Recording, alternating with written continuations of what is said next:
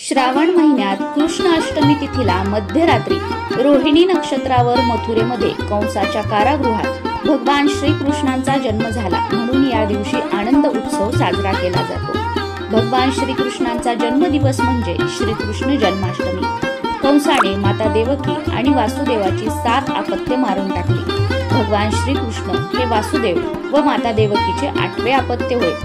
श्रीकृष्ण हे भगवान श्री हरी श्री विष्णूंचा 8वा अवतार आहेत। यंदा 2025 मध्ये अष्टमी तिथी ही 15 ऑगस्ट 2025 रोजी रात्री 11:49 सुरू होत आहे आणि 16 ऑगस्ट 2025 रोजी सकाळी 9:34 संपत आहे। नमस्कार सर्वांना, मी प्रांजली। यंदा 2025 मध्ये आपल्याला कृष्ण जन्म हा 16 ऑगस्ट शनिवारी साजरा करायचा आहे। आता तुम्ही म्हणाल की कॅलेंडरवर तर श्रीकृष्ण जयंती आणि श्रीकृष्ण जन्माष्टमीचा उपवास 15 तारखेला दिलेला आहे आणि तुम्ही तर म्हणताय की 16 तारखेला आपल्याला श्रीकृष्ण जन्म करायचा आहे। मग हे कसं काय? कारण 16 तारखेला कॅलेंडरमध्ये गोपाळकाला आहे। तर कारण असं की जेव्हा अष्टमी तिथी आणि रोहिणी नक्षत्र एकत्र येत नाही, अष्टमी तिथी आणि रोहिणी नक्षत्र वेगवेगळं येतं, त्यावेळेला उदय तिथीनुसार श्रीकृष्णांचा जन्म साजरी करतात। त्यामुळे आपल्याला यंदा श्रीकृष्णांचा जन्म हा 16 ऑगस्ट 2025 रोजी साजरा करायचा आहे आणि श्रीकृष्ण जन्माष्टमीचा उपवास जो आहे तो सुद्धा आपल्याला 16 तारखेलाच करायचा आहे। म्हणजेच 16 तारखेच्या मध्यरात्री 12 नंतर आपल्याला श्रीकृष्णांचा जन्म करायचा आहे। आता श्रीकृष्णांचा जन्म करण्यासाठी शुभ मुहूर्त यावेळेस फक्त 43 मिनिटाचाच आहे। या 43 मिनिटांमध्येच आपल्याला पाळणा हलवायचा आहे आणि श्रीकृष्णांची पूजा करायची आहे। या वेळेनंतर तुम्ही सेवा करू शकता किंवा या वेळेच्या आधी तुम्ही सेवा करू शकता, पण या 43 मिनिटांमध्ये आपल्याला श्रीकृष्णांचा जन्म साजरा करायचा आहे। तो शुभ मुहूर्त सुद्धा पुढे मी तुमच्यासोबत शेअर करणार आहे। त्यापूर्वी जन्माष्टमीच्या उपवासाबद्दल आपण थोडीशी माहिती घेऊ, कारण हा जन्माष्टमीचा उपवास वेगवेगळ्या पद्धतीने वेगवेगळ्या भागांमध्ये केला जातो। जसं की आमच्याकडे सांगायचं झालं तर श्रीकृष्ण जन्माष्टमीच्या दिवसभर रात्रभर हा उपवास धरला जातो आणि दुसऱ्या दिवशी गोपाळकाल्याच्या दिवशी हा उपवास सोडला जातो। पण बऱ्याच भागामध्ये श्रीकृष्ण जन्माष्टमीच्या दिवशी दिवसभर हा उपवास धरला जातो आणि मध्यरात्री 12 नंतर जेव्हा श्रीकृष्ण जन्म होतो त्याच्यानंतर हा उपवास सोडला जातो। तर तुमच्या भागामध्ये, तुमच्या शहरामध्ये आणि सर्वात महत्त्वाचं तुमच्या घराण्यात, तुमच्या कुटुंबामध्ये पिढ्यानपिढ्या कशा प्रकारे हा उपवास धरला जातो आणि सोडला जातो त्याच प्रकारे तुम्ही उपवास करण्याचा प्रयत्न करा। कारण लग्नानंतर आपल्या घराण्याच्या रूढी परंपरा जाणून घेणं आणि त्यानुसारच सगळे व्रतवैकल्य सणवार साजरे करणं हे आपलं प्रथम कर्तव्य असतं।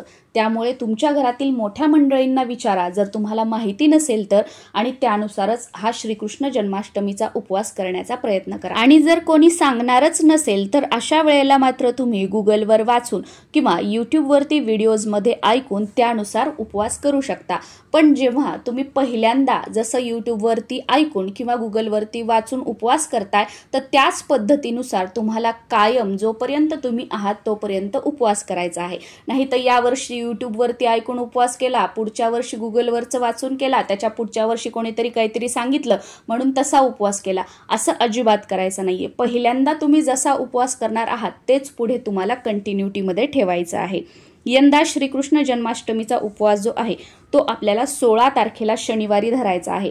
आणि जर तुम्ही श्रीकृष्ण जन्माष्टमीच्या दिवशी मध्यरात्री 12 नंतर श्रीकृष्णांचा जन्म झाल्यानंतर उपवास सोडणार असाल तर 16 तारखेलाच मध्यरात्री 12 नंतर श्रीकृष्णांचा जन्म करून तुम्हाला उपवास सोडायचा आहे। आणि तुमच्याकडे जर आमच्यासारखी पद्धत असेल की दुसऱ्या दिवशी उपवास सोडला जातो तर अशा वेळेला 16 तारखेला आपल्याला दिवसभर आणि रात्रभर उपवास धरायचा आहे आणि 17 तारखेला आपल्याला उत्तर पूजा करून हा जो उपवास आहे तो सोडायचा आहे। या उपवासाला फराळाचे सर्व पदार्थ खाल्लेले चालतात, जसं की तिखट मिठाचे फराळाचे पदार्थ किंवा गोड फराळाचे पदार्थ, साबुदाणा, भगर, रताळी, राजगिरा, तुम्ही सगळं काही या उपवासाला खाऊ शकता जर तुमच्याकडे फराळ करून हा उपवास धरला जात असेल तर। आमच्याकडे फराळ करून हा उपवास धरला जातो, पण बऱ्याच जणांकडे फक्त फळं खाऊन म्हणजे फलाहार करून हा उपवास धरला जातो। तर तुमच्याकडे ज्या पद्धतीने हा उपवास धरला जातो त्यानुसारच तुम्हाला हा उपवास धरायचा आहे आणि ते पदार्थच खायचे आहेत। पण उपवासाचे आपण फराळाचे पदार्थ बनवताना सुद्धा तिखट पदार्थ बनवताना खास करून जे उपवासाचं मीठ असतं, ज्याला सेंदव मीठ म्हटलं जातं, त्याचा वापर करायचा आहे। साधं जे आपलं मीठ असतं त्याचा वापर उपवासाचे पदार्थ बनवायला करायचा नाहीये। तर मी तुम्हाला सुरुवातीला सांगितल्याप्रमाणे या दिवशी श्रीकृष्ण जन्म करण्यासाठीचा मुहूर्त हा फक्त 43 मिनिटांचा आहे। तर तो मुहूर्त 16 तारखेला मध्यरात्री 12:04 पासून ते मध्यरात्री 12:47 पर्यंत आहे। तर या वेळेतच श्रीकृष्ण जन्म करण्याचा प्रयत्न करा। आय होप तुमच्या लक्षात आलं असेल की कॅलेंडरमध्ये जरी 15 तारखेला श्रीकृष्ण जयंती दिलेली असेल, श्रीकृष्ण जन्माष्टमीचा उपवास दिलेला असेल, तरी सुद्धा 16 तारखेला आपण का श्रीकृष्ण जन्माष्टमीचा उपवास आणि श्रीकृष्ण जन्म करत आहोत।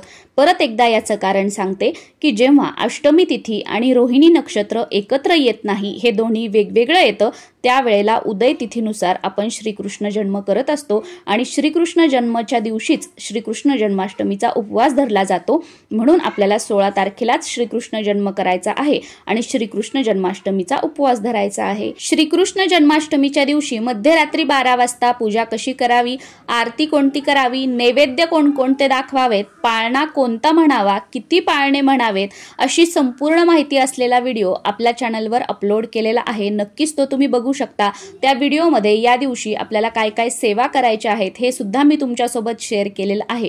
आणि याचबरोबर श्रीकृष्ण जन्माष्टमीच्या दिवशी श्रीकृष्णांची आरती कोणती म्हणायची आहे ती सुद्धा मी आपल्या चॅनलवर अपलोड केलेली आहे। विदाऊट म्युझिक ती आरती आहे, त्यामुळे नक्कीच कमीत कमी वेळामध्ये आपण ती आरती इरिटेट न होता करू शकतो, जर तुम्हाला श्रीकृष्णांची आरती येत नसेल तर।